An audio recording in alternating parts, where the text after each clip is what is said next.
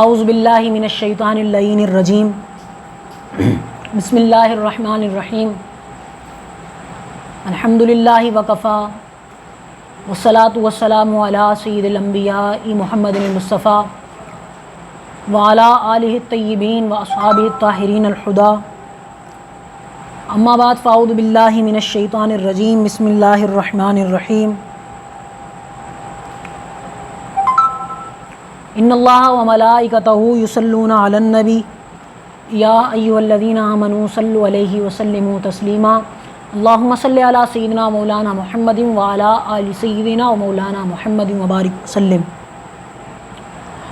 محترم و مکرم سامعین و ناظرین،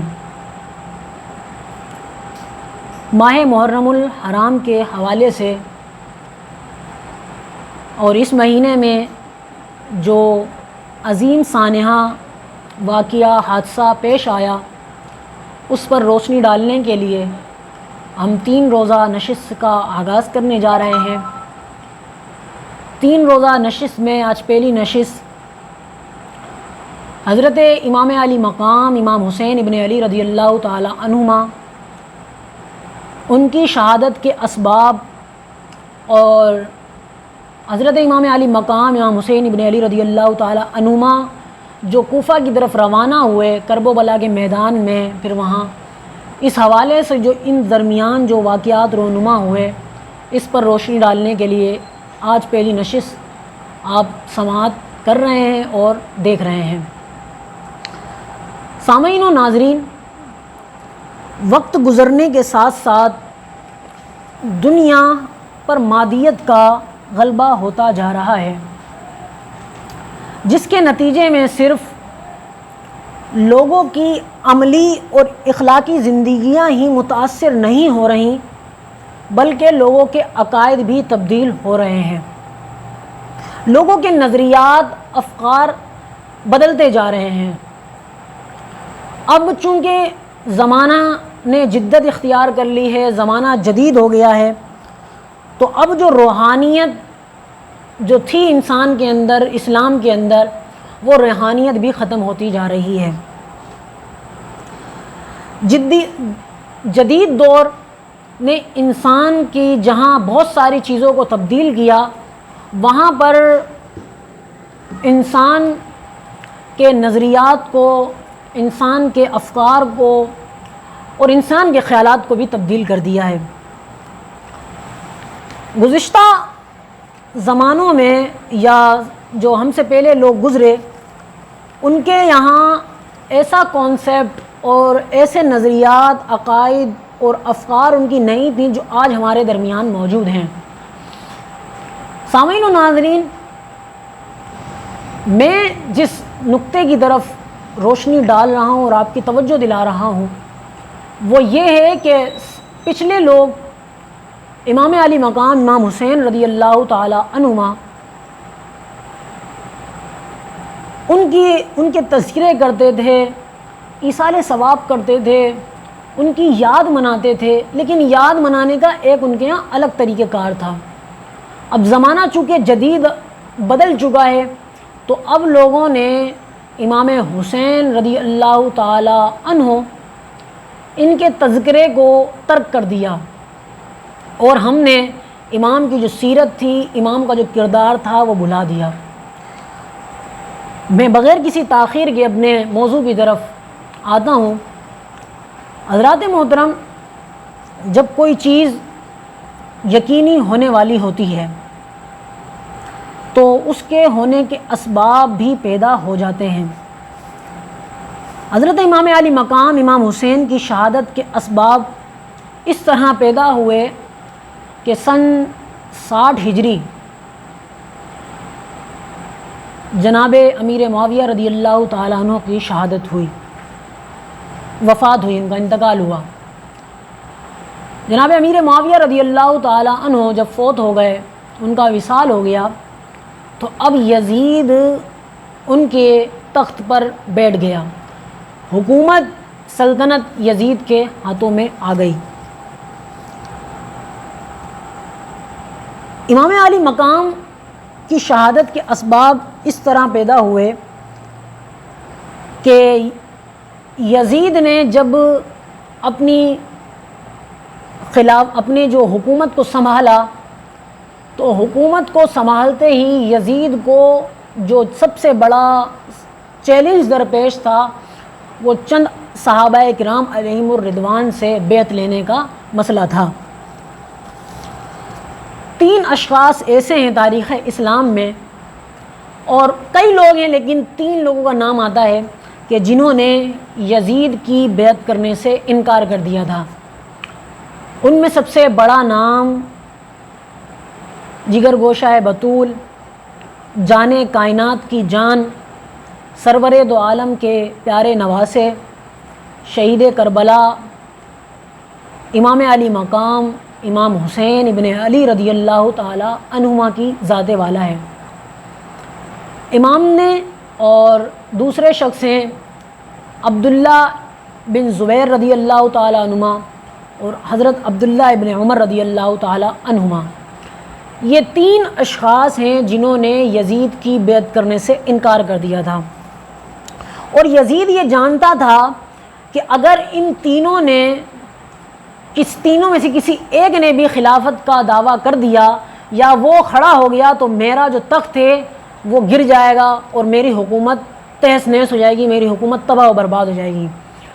اس لیے یزید نے اپنے اطراف و جوانب میں کئی خطوط بھیجے، اور بالخصوص گورنر مدینہ ولید بن عتبہ کو خط بھیجا کہ ان تینوں شخصوں سے تم بیعت کا کہو، اگر یہ بیعت کر لیتے ہیں تو ٹھیک ہے، ورنہ تم انہیں قتل کر دو، انہیں گرفتار کر لو۔ اب جب ولید بن عتبہ کو جب یہ خط موصول ہوا تو بہت پریشان ہو گیا۔ اس نے کہا کہ جن 3 شخصوں کے لیے یہ کہا جا رہا ہے یہ تو اسلام کی جلیل القدر شخصیات ہیں، اگر میں نے کوئی فیصلہ لیا، ان کے خلاف کوئی ارادہ ظاہر کیا، میں نے ان کے خلاف کوئی کارروائی کی تو لوگ مجھے مار دیں گے اور میری جو گورنری ہے وہ باقی نہ رہے گی۔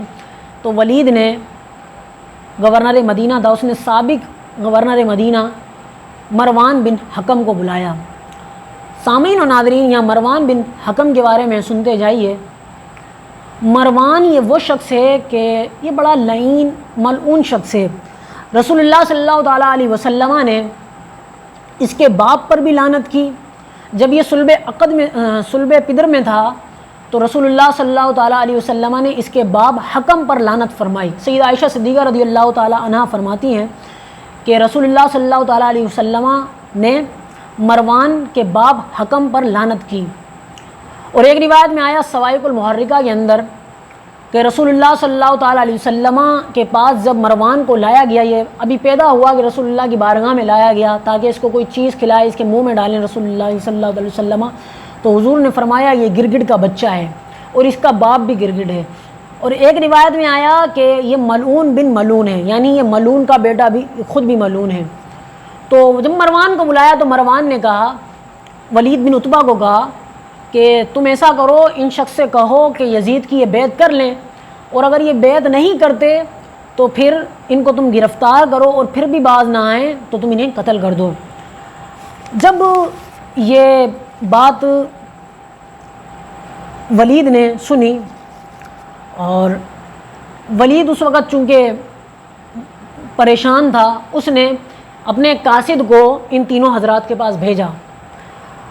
ایک شخص ان مسجد نبوی کے اندر امام علی مقام امام حسین ابن علی رضی اللہ تعالی عنہ اور عبداللہ ابن زبیر رضی اللہ تعالی عنہ یہ بیٹھے ہوئے تھے کہ ان کا قاصد آیا ولید کا اور کہا کہ آپ کو گورنر مدینہ نے طلب کیا ہے۔ عبداللہ ابن زبیر کہنے لگے امام علی مقام سے کہ ولید تو اس وقت کسی سے بھی نہیں ملتا ہے، ہمیں بلانے کا مقصد کیا ہے؟ تو امام نے کہا کہ میرا یہ خیال ہے، میں یہ سمجھتا ہوں کہ امیر معاویہ کا انتقال ہو گیا ہے اور تخت نشینی جو ہے یزید کے ہاتھ میں آ گئی ہے اور وہ ہم سے بیعت لینا چاہتا ہے۔ تو پھر جب یہ معاملہ جب ان کا قاصد آیا تو ان لوگوں نے کہا کہ تم جاؤ، ابھی ہم تھوڑی دیر میں آتے ہیں۔ امام علی مقام امام حسین ابن علی رضی اللہ تعالی عنہما نے عبداللہ ابن زبیر سے کہا کہ یہ معاملہ تو یہ ہے کہ اب ہمیں کیا کرنا چاہیے۔ عبداللہ ابن زبیر کہنے لگے جیسے آپ چاہیں۔ تو امام علی مقام نے کہا کہ ٹھیک ہے، میں صبح ہوتے ہی اپنے کچھ لوگ لے کر، اپنے سپاہیوں کو لے کر گورنر مدینہ کے پاس جاؤں گا اور ان سے سارے معاملات کا پوچھوں گا کہ وہ مجھ سے کیا چاہتے ہیں۔ اگلے روز امام علی مقام چند سپاہیوں کے ہمراہ گورنر مدینہ کے پاس پہنچے، ولید بن عتبہ کے پاس، تو اس سے کہا کہ تم ہم سے کیا چاہتے ہو؟ تو ولید بن عتبہ نے کہا کہ امیر معاویہ کا انتقال ہو گیا ہے، یزید چاہتا ہے کہ آپ اس کی بیعت کر لیں۔ تو امام نے کہا کہ ابھی ہمیں مہلت دیں، ہم لوگوں سے مشورہ کریں، فوراً تو کچھ نہیں ہو سکتا۔ یہ کہہ کر امام علی مقام وہاں سے اٹھے۔ مروان ساتھ بیٹھا تھا۔ مروان نے غصے میں ولید بن عتبہ کو کہا اگر تو نے اس شخص کو یہاں سے جانے دیا تو اب یہ تیرے ہاتھ میں نہیں آئے گا اور بڑا خون خرابہ ہوگا، جنگ و جدال ہوں گی تمہارے اور ان کے درمیان، اس لیے بہتر یہ کہ انہیں گرفتار کر لو۔ مروان کی یہ بات سن کر ولید کو غصہ آیا اور امام علی مقام نے جب یہ کلمات سنے تو امام علی مقام نے اس سے کہا کیا تو مجھے قتل کرنا چاہتا ہے؟ تو ملعون ہے، تیرا باپ بھی ملعون تھا، تم لوگ مجھے قتل کرنا چاہتے ہو، دیکھ لو تم مجھے قتل کر کے۔ حضرات محترم، جب یہ کلمات سنے تو مروان خاموش ہو گیا اور ولید بن عتبہ نے امام علی مقام کو جانے دیا۔ اب آتے ہیں اگلی بات کی طرف۔ حضرات محترم، جب یہ سارا معاملہ ہو گیا تو اب جو حضرت عبداللہ ابن زبیر تھے وہ ان کے گھر کا محاصرہ کیا گیا۔ ان کے گھر کا جب شدید محاصرہ کیا گیا اور ان سے مطالبہ کیا گیا کہ جلدی تم یزید کی بیعت کرو، اور وہ نہیں کر رہے تھے، ولید بن عتبہ نے ان کے گھر کا فوجیوں سے محاصرہ کروایا۔ جعفر جو کہ عبداللہ ابن زبیر ان کے بھائی تھے، وہ ولید کے پاس گئے اور محاصرہ ختم کرنے کی درخواست کی۔ محاصرہ ختم ہوا۔ جیسے ہی محاصرہ ختم ہوا تو حضرت جعفر بن زبیر اور حضرت عبداللہ ابن زبیر یہ دونوں مکہ کی طرف نکل آئے۔ اگلے ہی روز جس دن حضرت عبداللہ ابن زبیر اور حضرت جعفر بن زبیر یہ مکہ کی طرف نکلے مدینہ سے، اس کے اگلے ہی روز 27 رجب ہفتے کی شب، اور بعد نے کہا کہ 28 رجب اتوار کی شب، سن 60 ہجری، امام علی مقام امام حسین ابن علی رضی اللہ تعالی عنہما نے بھی مکہ کی طرف سفر کرنے کا ارادہ ظاہر کیا اور اپنے پوری فیملی کے ہمراہ، اپنے بچوں کے ساتھ، اپنے بھائیوں کے ساتھ، بھتیجوں کے ساتھ، اپنے اہل خانہ کے ساتھ، بیٹیوں کے ساتھ مکہ کی طرف روانہ ہوئے، لیکن محمد بن حنفیہ آپ کے ساتھ نہیں گئے۔ مکہ روانگی سے قبل حضرات محترم یہ بڑا سننے کے قابل واقعہ ہے۔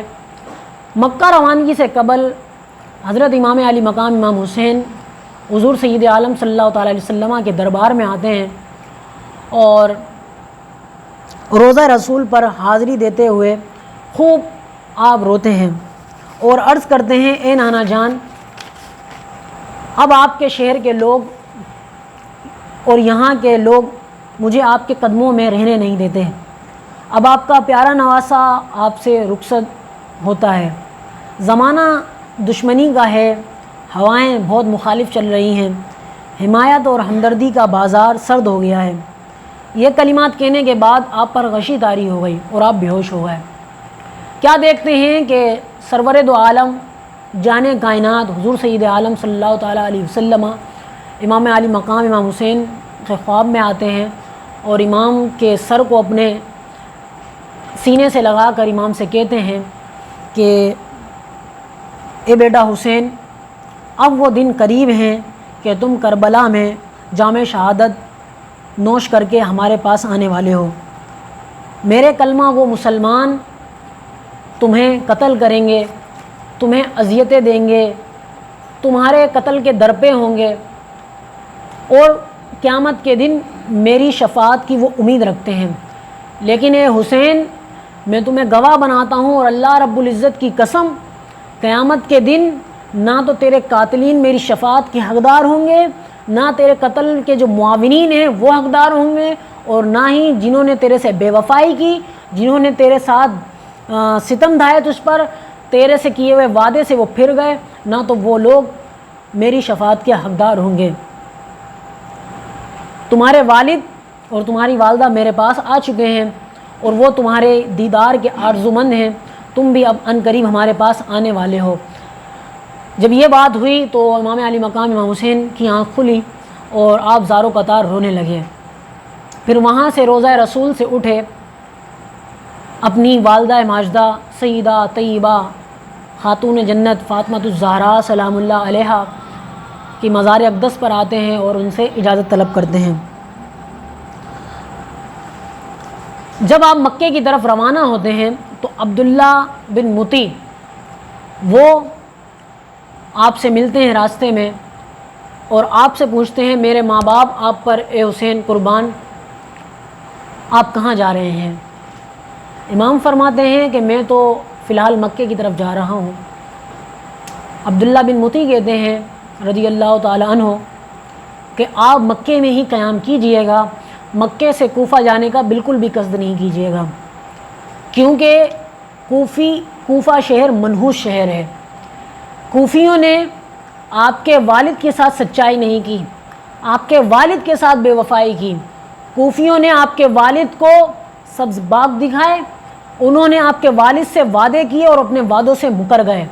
اور یہ کوفہ وہی شہر ہے جہاں پر آپ کے بھائی برادر معظم امام حسن رضی اللہ تعالی عنہ پر تلوار چلائی گئی اور وہ زخمی ہوئے۔ کوفیوں پر بالکل بھی بھروسہ نہیں کیجیے گا، اور خدارا آپ حرم کو قطعی نہیں چھوڑیے گا۔ اگر آپ حرم سے باہر نکلے تو آپ کو دشمن قتل کر دیں گے اور آپ کی جان وہ لے لیں گے، لہٰذا میری یہ رائے ہے اور میرے ماں باپ آپ پر قربان ہوں کہ آپ مکہ مکرمہ میں جا کر حرم میں قیام کر لیں اور وہاں سے نکلنے کا ارادہ بالکل بھی نہیں کیجیے گا۔ جب یہ تمام واقعہ ہوا، آپ مکہ پہنچے، یزید کو سارے معاملے کا علم ہوا۔ یزید نے ولید بن عقبہ جو کہ گورنر مدینہ تھا اس کی سرزنش کی اور اس کو سخت احکامات دیے۔ یزید یہ جان گیا تھا کہ ولید بن عتبہ میرے سے مخلص نہیں ہے، لہٰذا ولید بن عتبہ کو معزول کر کے عمر بن سعید کو گورنر مدینہ تعینات کر دیا۔ یزید نے جب اس کو معلوم ہوا کہ مکہ مکرمہ میں میرے خلاف مہم جاری اور ساری ہے اور عبداللہ ابن زبیر اس کے سرخیل ہیں، لیڈری کر رہے ہیں، اور امام علی مقام امام حسین بھی وہاں پہنچ چکے ہیں، اس کو اپنی تخت نشینی ہلتی ہوئی نظر آئی، تو یزید نے ایک لشکر مکہ مکرمہ کی طرف بھیجا۔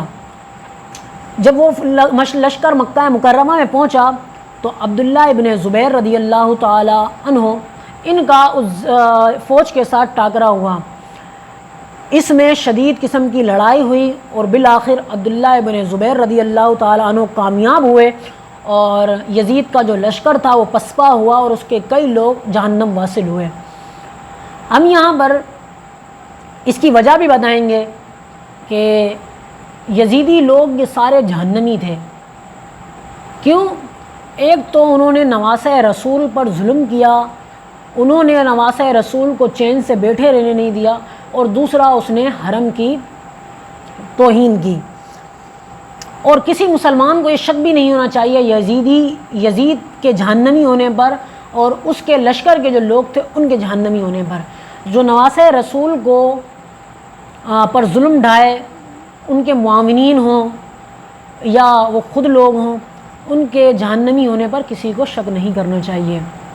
یہ لوگ، ان کا اسلام سے کوئی تعلق نہیں۔ بہرحال حضرات محترم، جب یہ مکے کا واقعہ ہوا تو اہل کوفہ کو یہ خبر پہنچی کہ مکے میں چند لوگوں نے یزید کی تخت نشینی کو قبول نہیں کیا۔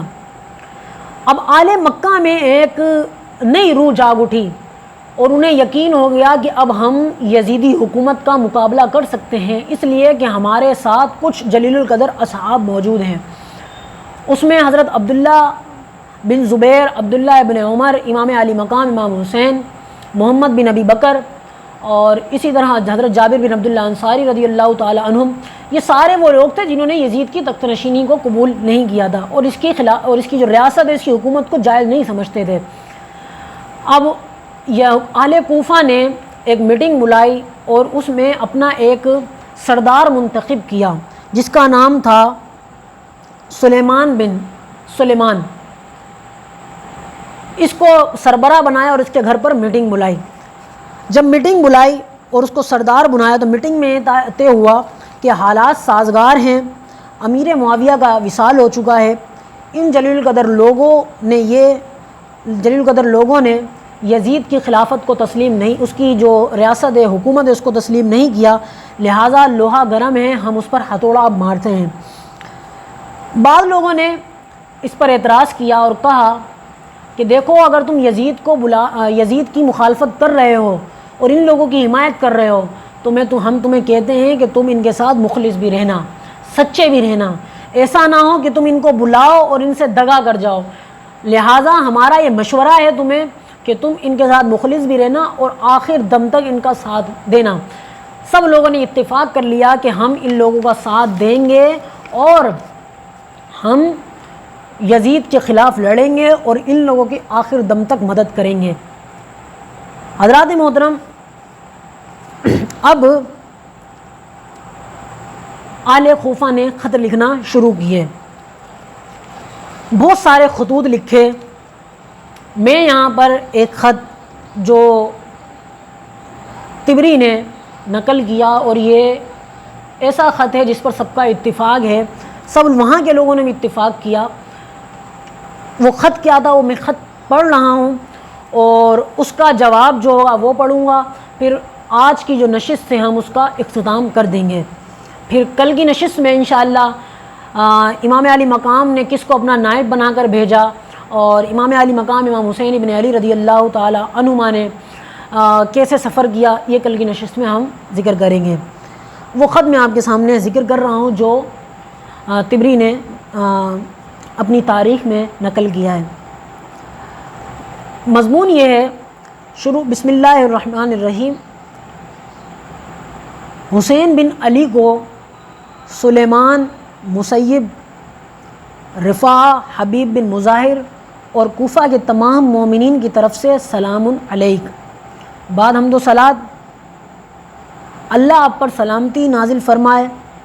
اس کے بعد اس کا شکر ہے کہ اللہ تعالیٰ نے آپ کے سرکش و گمراہ دشمن کو خاک میں ملا دیا، جس نے امت کا نظام درہم برہم کر دیا اور لوگوں کی مرضی کے خلاف ان پر حکومت کی اور امت کے نیک لوگوں کو شہید کیا اور شر پسندوں کو رہنے دیا۔ ہم لوگوں پر کوئی امام نہیں ہے۔ دمشق کا آپ ہمارے پاس تشریف لائیں، ہم آپ سے برکت حاصل کرنا چاہتے ہیں۔ دمشق کا گورنر نعمان بن بشیر سرکاری محل میں رہتا ہے، مگر ہم اس کے ساتھ نماز میں شریک نہیں ہوتے اور نہ اس کے ساتھ عیدگاہ جاتے ہیں۔ جب ہمیں معلوم ہو جائے گا کہ آپ تشریف لا رہے ہیں تو ہم اس کو یہاں سے نکال کر ملک کے شام کی حدود میں دھکیل دیں گے۔ والسلام رحمۃ اللہ علیک۔ حضرات محترم، یہ خط تھا جو کوفیوں نے امام علی مقام امام حسین ابن علی رضی اللہ تعالی عنہما کو لکھا۔ اب جواب میں امام نے یہ جوابی خط امام نے لکھا۔ وہ خط کیا ہے وہ میں خط پڑھ رہا ہوں۔ بسم اللہ الرحمن الرحیم، من عند الحسین ابن علی ابن ابی طالب الی اہل الکوفہ والعراق۔ اس کا میں ترجمہ کرتا ہوں۔ حسین ابن علی ابن ابی طالب کی طرف سے اہل کوفہ اور اہل عراق کو لکھا جاتا ہے کہ میں خوب جانتا ہوں کہ آپ لوگ میرے بلانے کے لیے تقریباً 1000 آپ نے خطوط مجھے بھیجے ہیں، لیکن میں ان میں سے ایک کی طرف بھی میں نے نظر نہیں کی، کیونکہ میں قرب بیت اللہ سے علیحدہ ہونا اپنی موت تک پسند نہیں کرتا، یعنی میں بیت اللہ کو چھوڑنا بالکل بھی پسند نہیں کرتا تھا۔ مگر اب میں پڑھتا ہوں کہ تم یزید کے ظلم و تعدی سے تنگ آ کر جان طلب ہو اور میرے نہ آنے پر قیامت کا مواخذہ رکھتے ہو۔ میں انشاءاللہ ان قریب پہنچوں گا۔ فی الحال میرا بھائی مسلم بن عقیل رضی اللہ تعالی عنہ میرا دستی خط لے کر تمہارے پاس آتا ہے۔ میرے پہنچنے تک وہ مسجد کوفہ میں تمہیں نمازیں پڑھائے گا اور فتویٰ لکھے گا۔ نعمان بن بشیر حکومت کرے گا۔ یہ وہ خط تھا جو امام علی مقام امام حسین ابن علی رضی اللہ تعالی عنہما نے کوفیوں کی طرف جوابی خط لکھا۔ اب امام کو کئی جلیل القدر اصحاب نے یہ مشورہ دیا کہ آپ کوفہ نہ جائیں، کوفہ بے حس لوگوں کا شہر ہے، وہاں کے لوگ سچے نہیں ہیں، مخلص نہیں ہیں، دغا باز ہیں، بے وفا ہیں، اور ڈسنا ان کی عادت میں ہے، ایک قسم منافق لوگ ہیں، آپ کے ساتھ سچائی نہیں کریں گے۔ اگرچہ وہ زبان سے تو آپ سے تعلق کا اظہار کرتے ہیں، محبت کا اعلان کرتے ہیں، وہ آپ کے محب ہیں، لیکن یہ ایسے محب ہیں کہ وہ آپ کو میدان جنگ میں اکیلا چھوڑ کر بھاگ جائیں گے۔ اس میں بڑے بڑے نام جلیل القدر اصحاب کے، جس میں سب سے بڑا نام خلیفہ اول ابو بکر صدیق رضی اللہ تعالی عنہ کے بیٹے محمد بن ابی بکر ہیں، اور دوسرا نام حضرت جابر بن عبداللہ انصاری رضی اللہ تعالیٰ عنہ، تیسرا نام عبداللہ ابن زبیر، عبداللہ ابن عمر، ابن عباس۔ یہ وہ حضرات ہیں، انہوں نے سبوں نے منع کیا کہ آپ کوفہ کی طرف نہ جائیں، اور جو کوفیوں نے آپ کو خط لکھے ہیں اس کی طرف التفات نہ کریں۔ تو حضرت امام علی مقام امام حسین ابن علی رضی اللہ تعالی عنہما ان لوگوں کی رائے سن کر کچھ لمحے خاموش رہے، پھر آپ نے فیصلہ کیا کہ میں ابھی فی الحال اپنے جانے کا ارادہ ترک کرتا ہوں، اور میں اپنے مشیر کے طور پر اپنے چچا زاد امام مسلم بن عقیل رضی اللہ تعالی عنہ کو کوفہ بھیجتا ہوں، اور وہ معاملات کا جائزہ لے کر جو ہوگا وہ مجھے بتائیں گے۔ حضرات محترم، کل کی نشست میں ہم مسلم بن عقیل رضی اللہ تعالی عنہ کی روانگی، ان کے شہزادوں کی شہادت، اور مسلم بن عقیل رضی اللہ تعالی عنہ کی شہادت، اسی طرح ہانی بن عروہ کی شہادت، اور ان کے جو رفقا تھے ان کی شہادت، اور جو واقعات کوفہ میں رونما ہوئے، ابن زیاد کا تقرر، یہ کل کی نشست میں انشاءاللہ ہم ذکر کریں گے، اور کچھ مصائب آپ کے سامنے ہم ذکر کریں گے۔